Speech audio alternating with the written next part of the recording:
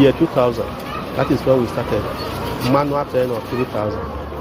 Where we expanded with manual facility, manual cages, up to 2005, when we now started automating the farm. So we started breaking down, demolishing the manual pen and turning them to automated facilities. You can see that the facility is fully automated. These are relatively young birds. This one, they are doing almost 90% production right now. We have this particular pen has a capacity of 25,000 layers. 1, 2, 3, 4, 5 tiers. So you have the manual bed below every tier. So where the dropping, the feces drop onto. This is the egg tray with the egg bed. All the eggs go to a particular point where they are picked. So you don't need to, the attendant don't need to move around to be picking eggs. As of today, they are doing 89% production. 25,000. So we are getting 42,000 eggs. 22,500 eggs from here every day. That's what we are getting right now. Because of their age, they are still relatively young birds. And the nutrition is okay. They are healthy. They are not sick. The only challenge they have right now is because of the heat. It's been very hot all over Nigeria for some time now. The density of birds here is very high. So what it means that you must give ventilation. The fans there are meant to move, to allow air movement.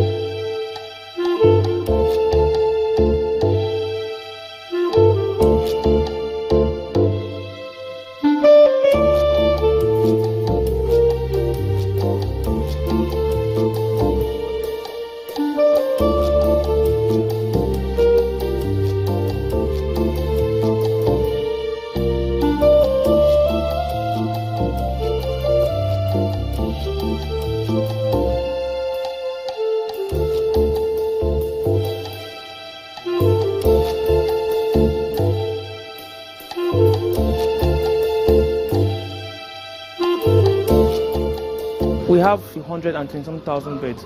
From the time the birds are gotten from the hatchery to the time they are stocked in, we make sure that the biosecurity is upheld. Because if at any point in time the biosecurity protocols are breached, we could have outbreaks. Then we talk about the water sanitation. We have to make sure the birds are getting very clean water. We sanitize the water regularly. We make sure the pens are very neat. Most times we make sure that the tanks, the water systems are washed at least once every week. The feed, we make sure that from the processing in the feed mill to the time the feed is discharged in silo, the feeds are handled properly and as neatly as possible. Even the silos are disinfected often, all trying to reduce the disease load.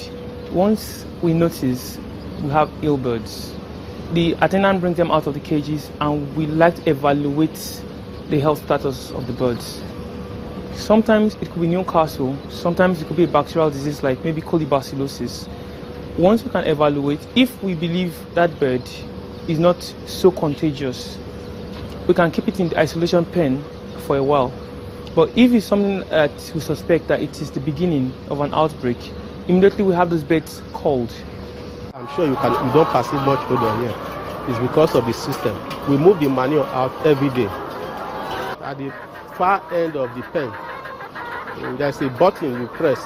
This manure bed, all of them will start rolling towards the other end of the pen. So where they drop into a cross conveyor, and that cross conveyor will take the manure and drop on a standing tipper below this cross conveyor. And once you evacuate all the manure, the tipper dries up to go and dump in a dump site.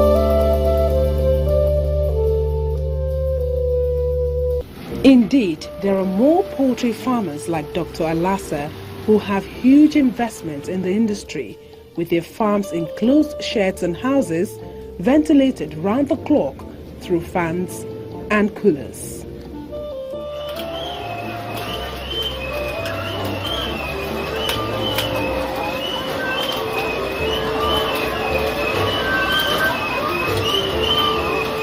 The Poultry Association of Nigeria estimates that in the early 1960s, poultry farming grew from a modest population of about 700,000 chickens to an estimated 40 million.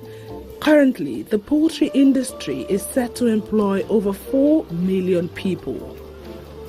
Through their collective efforts, the farmers got the rating by the Food and Agriculture Organization, FAO, which puts Nigeria as the #1 egg-producing nation in Africa, recording an average annual growth rate of 4% between 2000 and 2012, when output reached 640,000 tons.